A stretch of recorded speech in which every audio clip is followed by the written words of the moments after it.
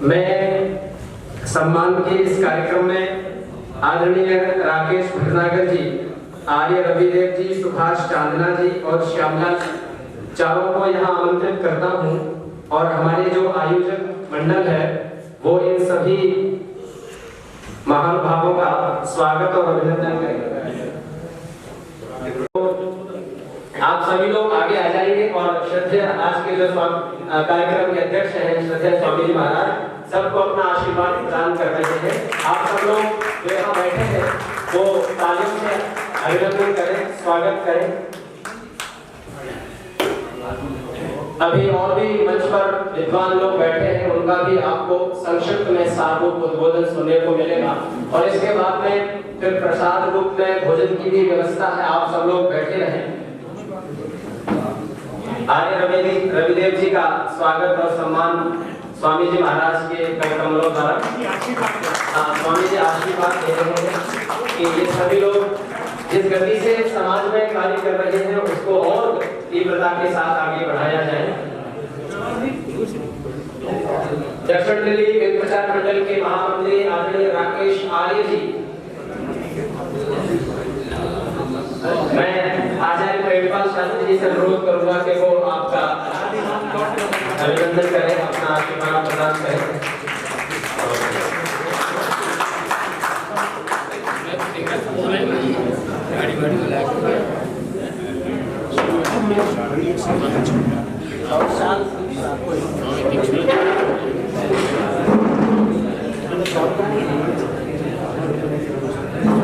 अब मैं आदरणीय श्यामलाल जी आर्य को आमंत्रित करता हूं कि वो आए और स्वामी जी महाराज से अपना आशीर्वाद ग्रहण करें।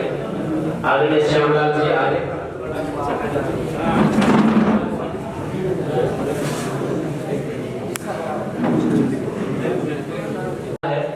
और वो समस्त महिलाओं के लिए, नारियों के लिए प्रेरणा है।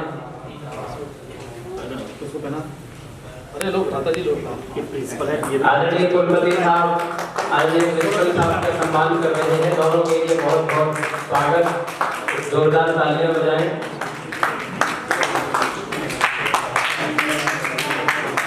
आदरणीय सुभाष चांदना जी मंच पर आ जाएंगे।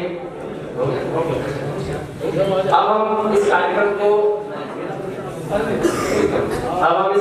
को आगे बढ़ा रहे हैं। हमारे इस कार्यक्रम में अगले वक्ता के रूप में राष्ट्र निर्माण का काम कर रहे हैं। मैं आपसे अनुरोध करूंगा कि वो अपना मार्गदर्शन को प्रदान करें।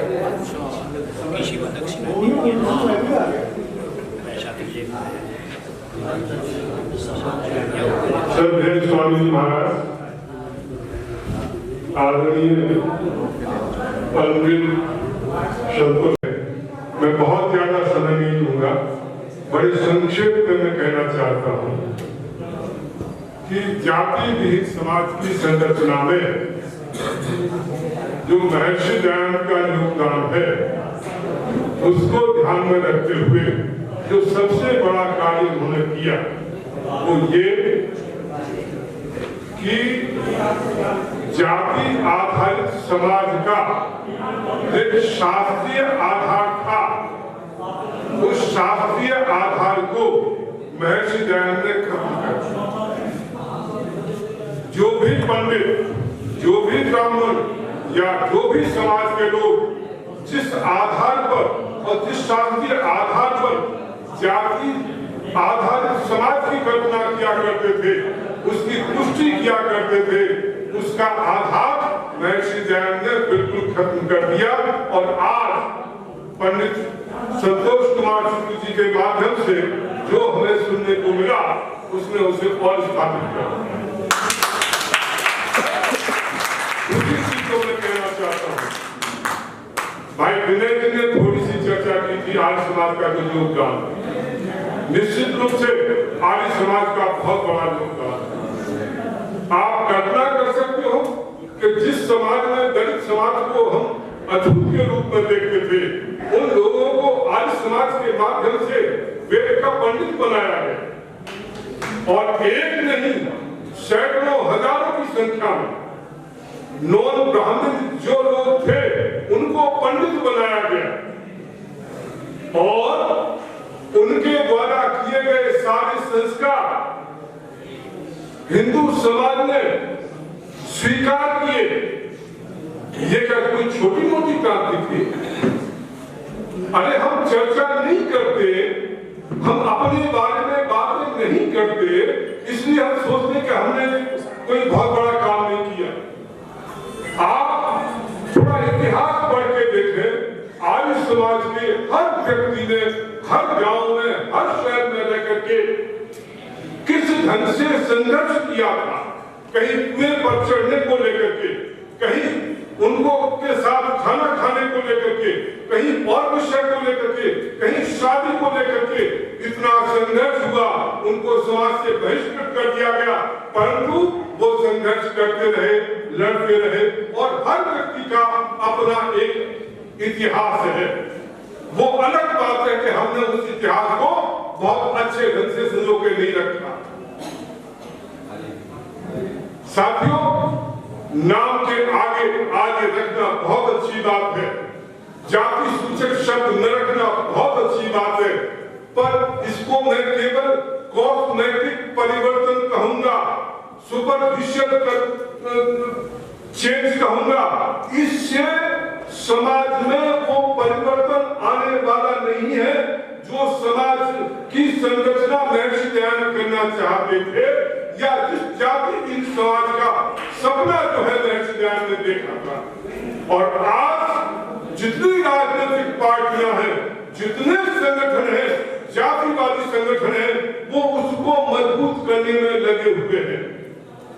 राजनीतिक पार्टियां आज जब उन्हें कोई काम नहीं होता है, बिना कोई काम किए हुए यदि वोट कबाड़ने हो, वोट इकट्ठे करने हो, तो क्या तरीका है कि हम जाटों को जो है अब आरक्षण देंगे, अब हम गुजरों को आरक्षण देंगे, अब हम मुसलमानों को आरक्षण देंगे, अब हम उस जाति को आरक्षण देंगे।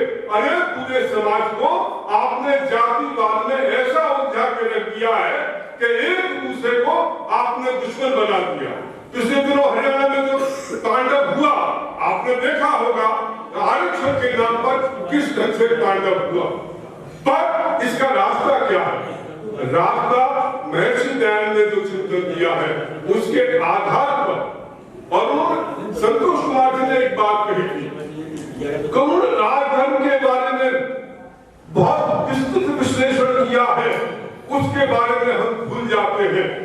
यदि राष्ट्र निर्माण चाहते हैं, राष्ट्र को आगे बढ़ाना चाहते हैं, उसका एक ही तरीका है, महर्षि दयानंद ने जो राजनीतिक चिंतन हमें दिया है, जो शास्त्रीय चिंतन दिया है, समाज के बारे में चिंतन दिया है, उसको लागू करने का काम ये बिल्कुल नहीं कर सकते।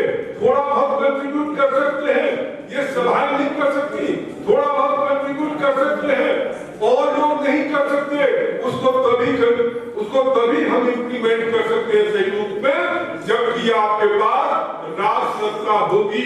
राज सत्ता के बिना न शिक्षा नीति आपकी इम्प्लीमेंट होगी, न ये जाति समाज की जो कार्यक्रम है वो इम्प्लीमेंट होगा, या जो भी आपके उद्देश्य है वो इम्प्लीमेंट होगा। और इसलिए मैं कहना चाहता हूँ, मैं आपका आह्वान करना चाहता हूँ, आओ महर्षि दयानंद का जो संदेश है, राष्ट्र निर्माण का जो संदेश है, उसके लिए हम राजनीतिक रूप से सक्षम बने और उसी के माध्यम से ये जितने भी उद्देश्य हैं उनको हम पूरा कर सकते हैं। बहुत बहुत धन्यवाद।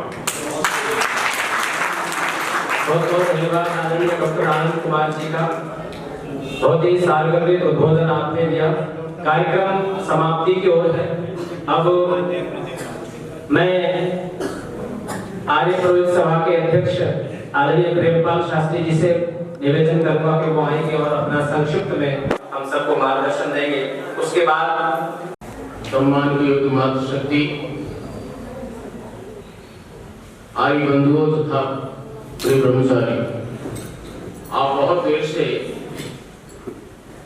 महर्षि स्वामी दयानंद सरस्वती के जन्म दिवस के अवसर पर राष्ट्रीय विचार गोष्ठी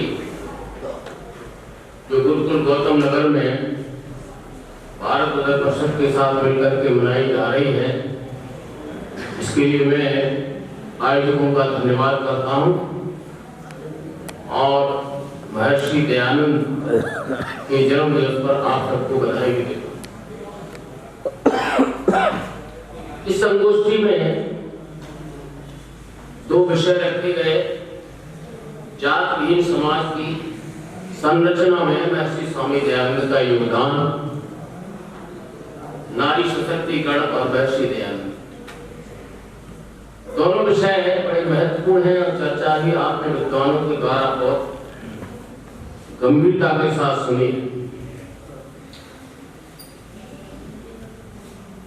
महर्षि स्वामी दयानंद सरस्वती ने जब कार्य क्षेत्र में पदार्पण किया, उन्होंने जहां धार्मिक अंधविश्वास और पाखंड के खिलाफ संघर्ष किया, बिगुल बजाया, उसके साथ साथ वैदिक धर्म की स्थापना करने के लिए उन्होंने वेद का प्रचार भी किया, शास्त्रार्थ भी किए। एक अद्भुत व्यक्तित्व था उनका कि वो दूसरे धर्माचार्यों की तरह से कथा वार्ता करने में तल्लीन नहीं रहे। अभी तो उन्होंने अपने समय में जो समाज की दुर्दशा देखी,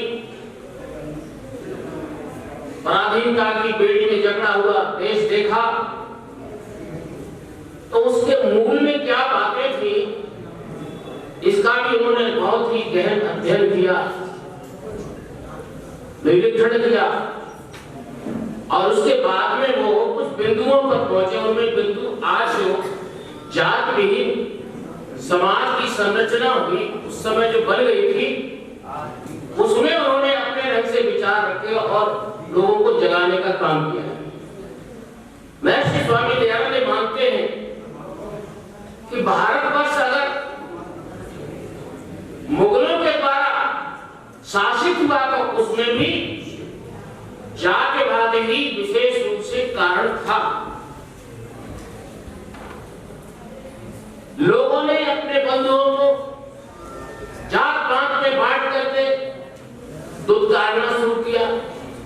बहुत बड़ा वर्ग जिसको आज हम हरिजन कहते हैं, अछूत कहे जाते थे, और उनको उस समय के लोगों ने सामंती विचार जो रखते थे, पढ़ने के अधिकार से वंचित किया और समाज में जो प्रतिष्ठा पूर्वक सम्मान के साथ जिंदगी जीने का हक रखते थे, उनके हकों को छीन लिया। दुष्कार का परिणाम क्या हुआ कि मुगलों को अवसर मिल गया।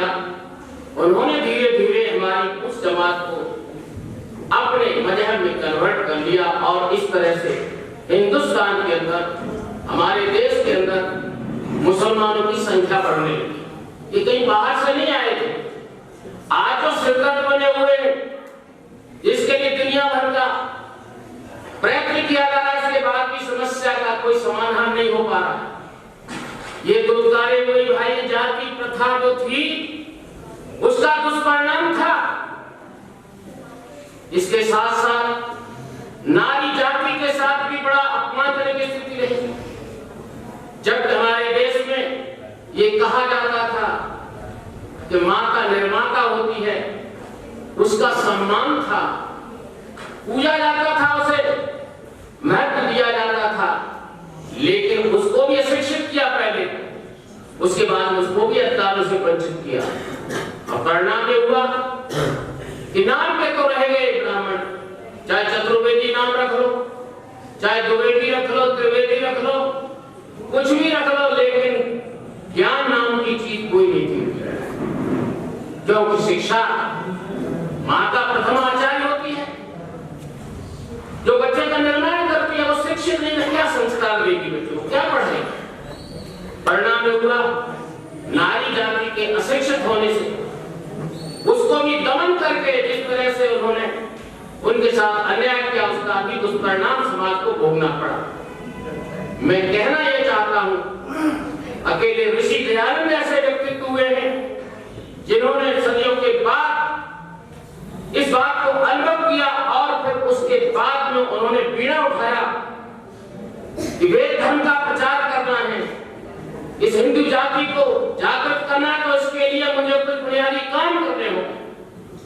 और इसके लिए उन्होंने सबसे पहले समझा बच्चों की शिक्षा वो होनी चाहिए जिसमें जाति का जो ये जहर है, ये नासूर जो बोया गया है, इसको समाप्त किया जाए।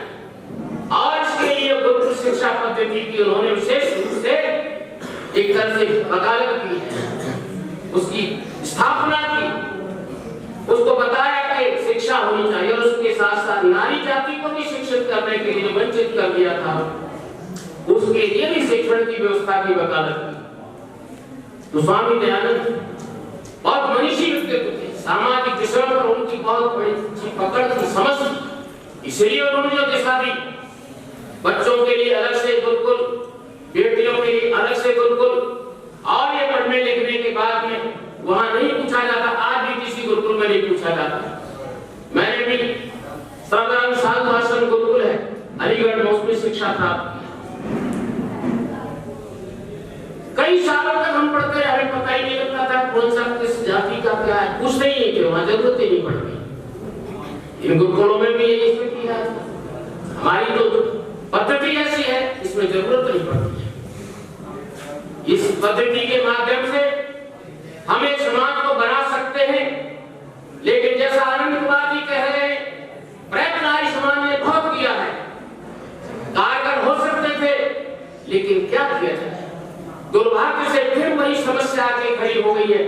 देश की जो राजनीति है, जात भी समाज बनाने में सबसे बड़ी बाधक हो रही है। उसका आरक्षण भी नहीं, आजकल चुनाव जब भी होते, टिकटों का बंटवारा भी जाति के आधार पर होता है। आज स्थिति ये हो गई, ये बंटवारा राजनीति किस तरह से कितने घटिया स्तर पर कर रही है। प्रांतों में जब विधानसभा के चुनाव होते हैं, वहां तो टिकट दिया ही जाता है इस तरह से, लेकिन आज ग्राम पंचायत या जिला पंचायत के चुनाव होते हैं, उनमें तो और भी कमाल है। वहां जाति नहीं, ग्राम पंचायत के अंदर तो आप किस गोत्र के हैं, पुरी कही जाती है, किस पुरी के, इसको भी ढूंढा जाता है, और व्यक्ति वहां अपने गोत्र का उसको वोट देने की बात करता है, वकालत करता है तुम्हारे गोत्र का, इसलिए मुझे वोट दे, अपनी पुरी की बात करता है। मतलब यह है कि ये जात पात का जहर ये राजनीति विशेष रूप से समाज में फैला रही है। इसलिए अगर वास्तव में जात ही समाज बनाना है, तो जैसा आनंद जी कह रहे थे, राजनीतिक क्षेत्र में भी हमें पूरी तरह से दखल देना पड़ेगा।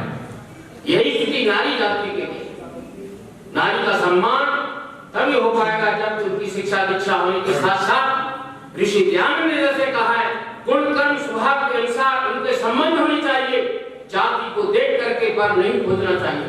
और जिस दिन ये व्यवस्था लागू हो जाएगी, निश्चित रूप से जाति समाज भी बन जाएगा और नारी जाति भी सशक्त हो जाएगी। मैं गोष्ठी के आयोजकों का पुनः धन्यवाद करता हूँ जो आपने ये सुंदर आयोजन रखा।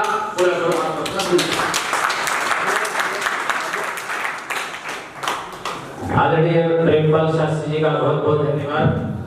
आज का हमारा जो कार्यक्रम है उसमें सम्मान और व्याख्यान दोनों है। मैं अध्यक्ष आशीर्वाद या भाषण कहे, उद्बोधन कहे, श्रद्धेय स्वामी जी महाराज का भी मिलने वाला है। उससे पूर्व दो माताओं को यहाँ आमंत्रित करता हूँ। प्रतीकात्मक रूप में हम समस्त मातृशक्ति का सम्मान करना चाहते हैं। श्रीमती सुनीता बुग्गा जी, आज से बुग्गा जी आपका भी नाम जो है ना वो आर्या जी करेंगे इस मंच से। स्वामी जी आप मंच पर आ जाइए। श्री गीता झा जी, श्रीमती गीता आर्या जी, दोनों माताएं मंच पर आ जाएंगी और इनका सम्मान होगा। बाकी सब अपना सम्मान समझे। इस कार्यक्रम में अनेक लोग यहाँ उपस्थित हैं। श्रद्धेय स्वामी जी का आशीर्वचन होंगे हम सब लोगों का के लिए मार्गदर्शन में। इस कार्यक्रम में आदरणीय मुकेश शास्त्री जी, जयपाल शास्त्री जी, सोनिया आर्या जी, सबका बहुत बहुत अभिनंदन है, स्वागत है। बस ये कार्यक्रम समाप्ति की ओर है। इन माताओं का सम्मान करने के बाद श्रद्धेय स्वामी जी महाराज का आशीर्वचन होगा हम सबके लिए। आप मंच पर आ जाएं।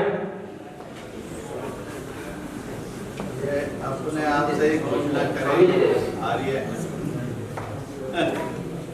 आप सब लोग तालियों से जो अभिनंदन करें, स्वागत करें।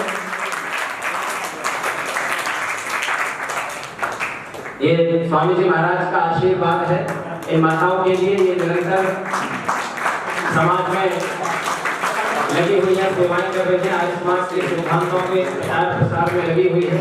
हम इन दोनों ही माताओं का इस मंच से बहुत बहुत अभिनंदन और स्वागत करते हैं। बहुत बहुत धन्यवाद। अब मैं बिना किसी भूमिका के श्रद्धेय स्वामी जी महाराज से आग्रह करूंगा कि स्वामी जी महाराज हम सबको, जो कि आप सबने इतनी बढ़िया गोष्ठी सुनी, हमारे मुख्य वक्ता आदरणीय प्रोफेसर शुक्ल जी, आदरणीय रूप किशोर जी, सब लोग आए। एक वर्ष हो गए आपको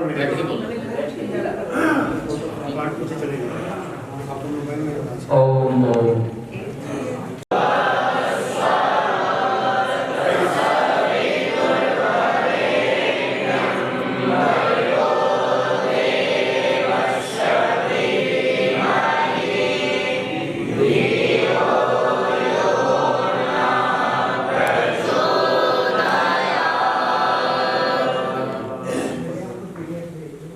आज की इस पवित्र सभा में समुपस्थित पूर्व IPS पुलिस महानिरीक्षक आदरणीय डॉक्टर आनंद कुमार जी,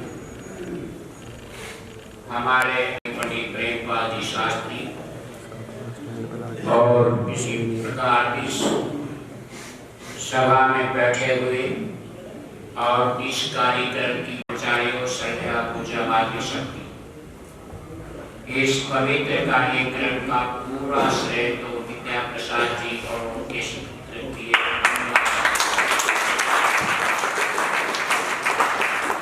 मैंने तो कभी विचार किया ही नहीं था इस बात के लिए कि हम कोई ऋषि जन्मोत्सव के उपलक्ष्य में कोई हम ऐसा आयोजन करें।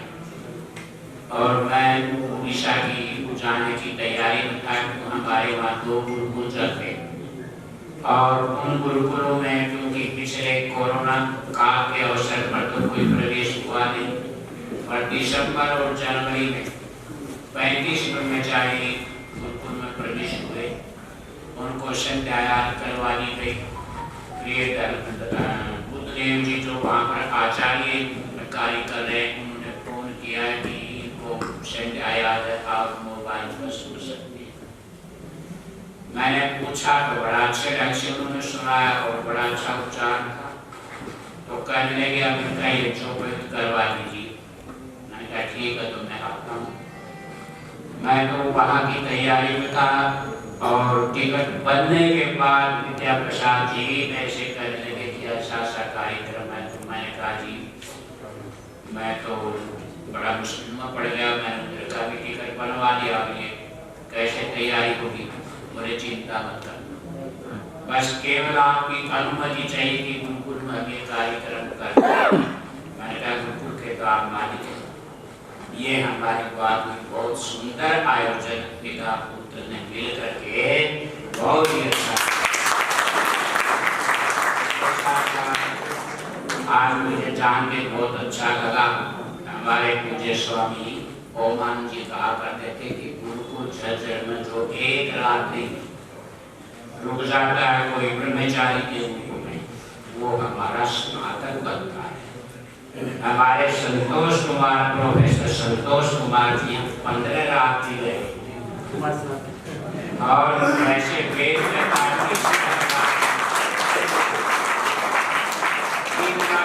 वाला ही स्नातक करता वेद के अनुसार। तो आप 15 रात जी रहे महाराज। मैं तो आपको पूरा पूरा आशीर्वाद देता हूँ, पर इस को अपनी बहुत लंबे काम आए।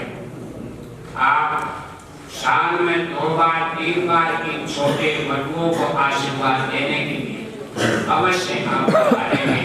आज आपके व्याख्यान में जो रस आया, जो आनंद आया, वो कभी कभी किसी विद्वान के व्याख्यान के सुनने में आता, तो उनमें आपका एक बहुत अच्छा काज मैं आपका पुनः स्वागत करता हूँ।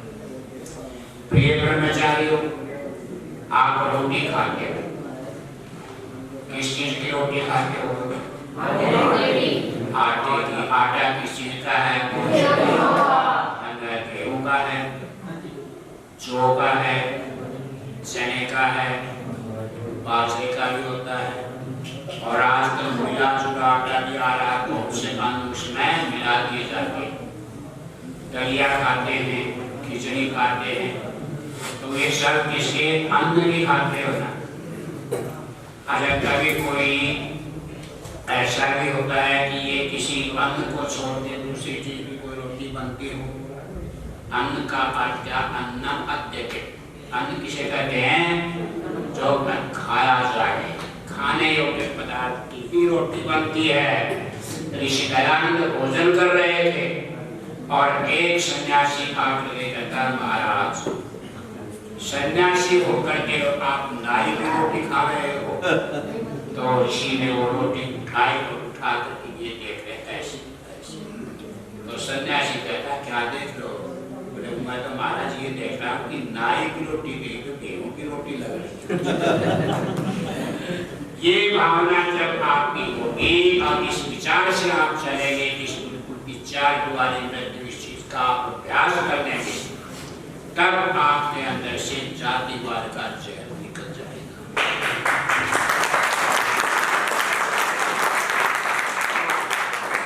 आपका जीवन ये इस समय एक ऐसा जीवन है कि इस समय तो खेल खेल में हंसते हंसते आपकी जहर को मिटाने का अभ्यास कर सकते। मैं एक बार बिल्कुल जल गया, इस बिल्कुल को संभालने के बाद बीच में कोई कार्यक्रम था, तो एक बेटी विद्वान का नाम ही ले लेता हूँ।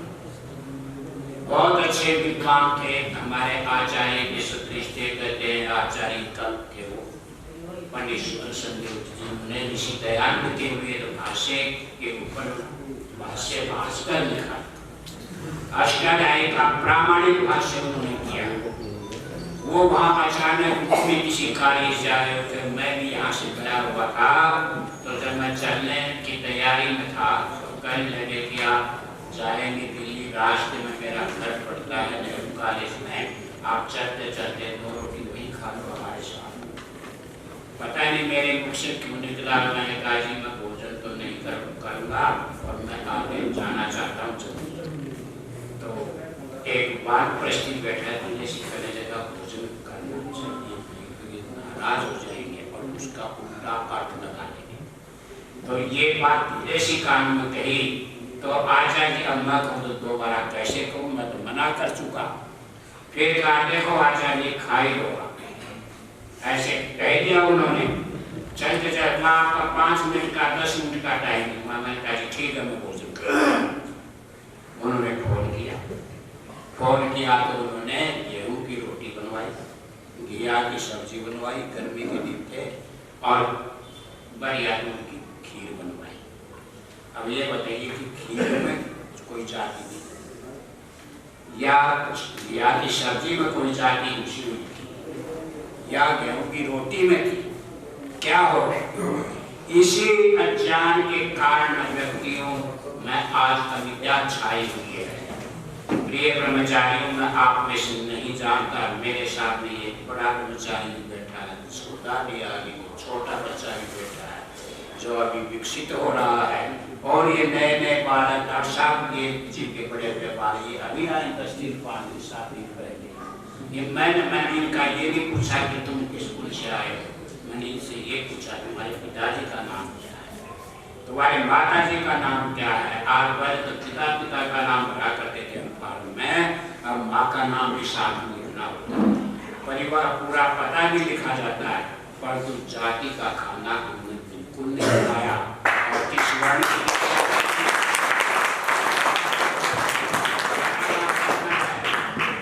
ब्राह्मण वर्ण की दीक्षा देती है। हम ब्राह्मण बनाना चाहते हैं आपको, वेद पढ़ोगे ब्राह्मण बनोगे। मेरे पास यहाँ पर शहर से फोन आते हैं और कहते हैं जी 5 ब्रह्मचारी वो भेजो जो ब्राह्मण कुलोत्पन्न वो कहते हैं।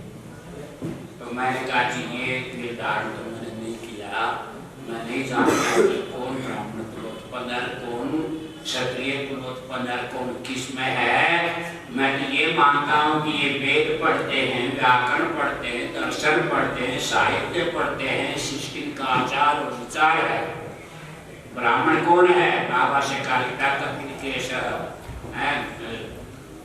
उसमें और 2-4 पंक्तियां आती हैं, उसके विशेषण दिए हैं।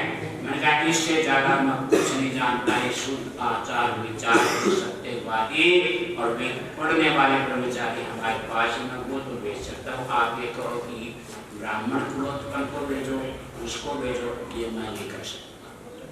तो फिर बोले हाँ मैं भी यही कहता, फिर अपनी बात को वो दबा देता, कहता है कि हाँ मैं भी यही चाहती हूँ, ये चाहता हूँ कि आप ऐसे ब्रह्मचारी भेजो जिनका शुद्ध उच्चारण हो, तब वो किया तो सारे सब ठीक है परमात्मा के पास। तो ये भाव लेकर के हम चलेंगे तो हम अपनी मान्यताओं की स्थापना कर सकेंगे। प्रिय ब्रह्मचारियों, जाति क्या है? समान प्रसव भूमिका जाति।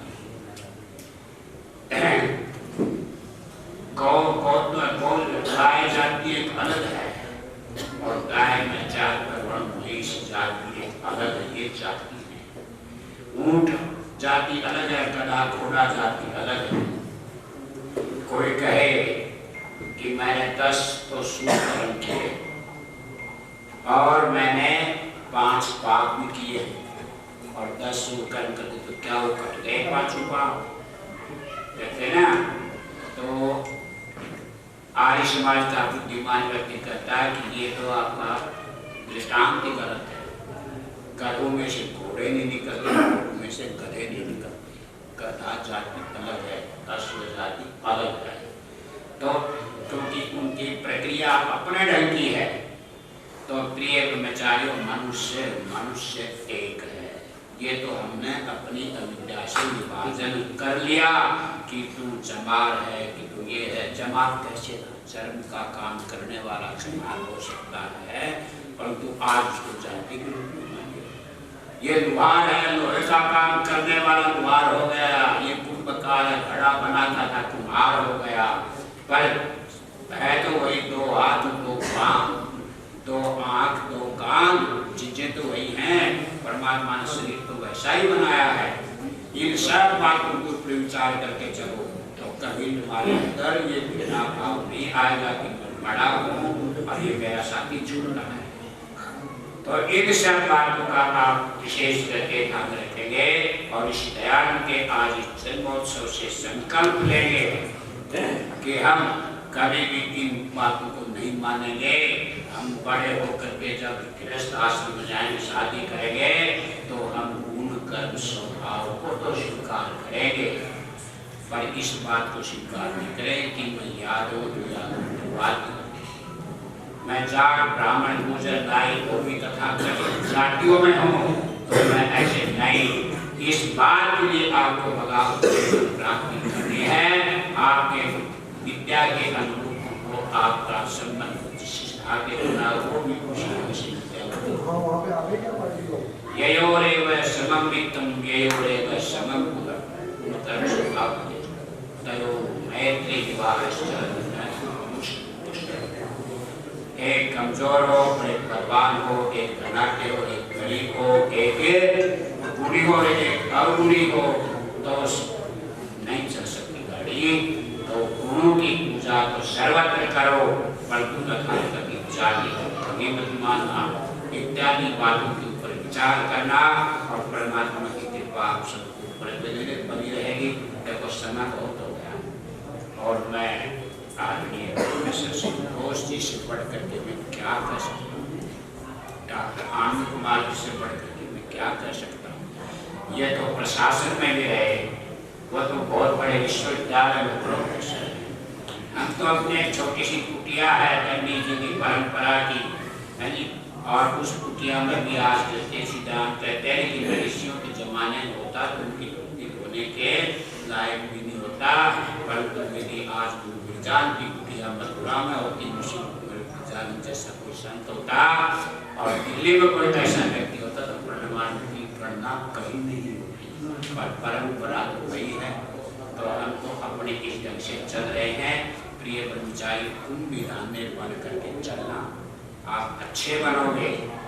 धन के ऊपर गौरवान्वित मत होना, गुरु के ऊपर हमेशा गौरवान्वित होना कि मेरे अंदर कितनी विद्या आई है, कितना मैं बलवान बना हूँ शारीरिक दृष्टि से, कितना बुद्धि की दृष्टि से धनवान बना हूँ, विद्या की दृष्टि से। इन गुणों की पूजा करना, बस ये आप करेंगे तो जातिवाद का जहर खत्म हो जाएगा और इसी की इच्छा पूरी होगी। मैं इन शब्दों के साथ मैं अपने सभी विद्वानों का हृदय से अभिनंदन करता हूँ कि आप आए, आपने हमारे ब्रह्मचारी को प्रेरित किया, इस आगे जनता को प्रेरित किया और आपने आगे बढ़ करके ये भी यत्न किया। आज बड़ी प्रसन्नता की बात है, हमारे पंडित विद्या प्रसाद जो विषय लगाते थे आर्य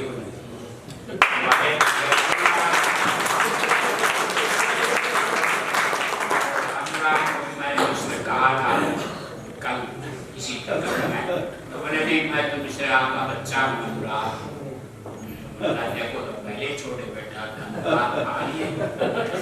बहुत प्रगतिशील, अब स्वीकार करना पड़ेगा। तो ये इस प्रकार से आपने जो किया है, निर्णय लिया है, बहुत अच्छा है। हमारे रवि जी जो उठते तो पहले छोटे बैठे तो आज घोषणा करके गए, तो इस प्रकार से हम यत्न करेंगे तो एक लहर बनेगी, एक वातावरण बनेगा और इस जातिवाद के जहर से हम अपने समाज को बचा सकेंगे और हमारा समाज आगे बढ़ेगा। इन सबके के साथ धन्यवाद और प्रार्थना है हमारे सिपाहियों से हमने भोजन बनवाया है, फिर भी आपने मना किया था मेरे की घोषणा मत करना, तो घोषणा तो नहीं कर रहे है। आप में से भूटानी और वो विद्या प्रसाद जी के सौजन्य से है, तो उनकी ओर से उनको भी अच्छा लगेगा। भोजन अवश्य करके जाएं और उससे पहले ब्रह्मचारी श्रद्धा करने आप इसमें 5-7 मिनट का बस। श्रद्धेय स्वामी जी महाराज का आशीर्वाद हम सबको मिला। हमारे बीच में श्रीमती वीणा जी आई है आर्य समाज जोरबाग से, मैं उनको मंच पर आमंत्रित करता हूँ। श्रीमती वीणा धवन जी एक बार मंच पर आ जाएंगे और इस कार्यक्रम में आपका बहुत बहुत स्वागत अभिनंदन। स्वामी जी से आप आशीर्वाद ग्रहण करेंगी। निरंतर माता जी आर्य समाज के कार्य को सभी लोग तालियों से अभिनंदन करेंगे। माता जी का आगमन हो रहा है।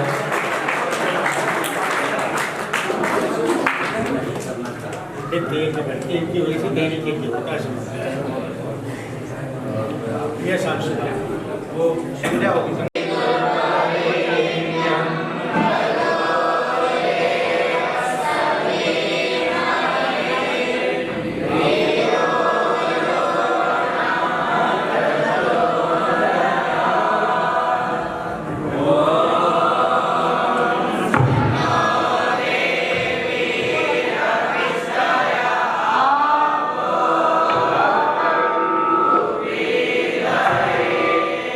Señor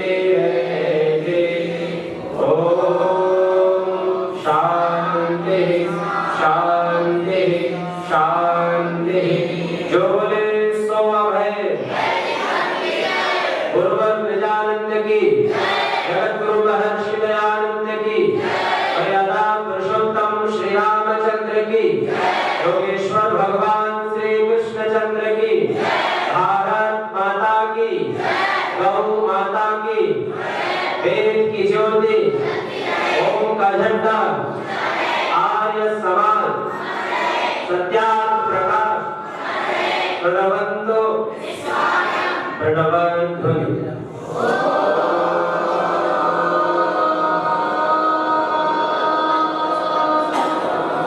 सबको यथा योग्य नमस्ते। अगला को शांति। सभी आगत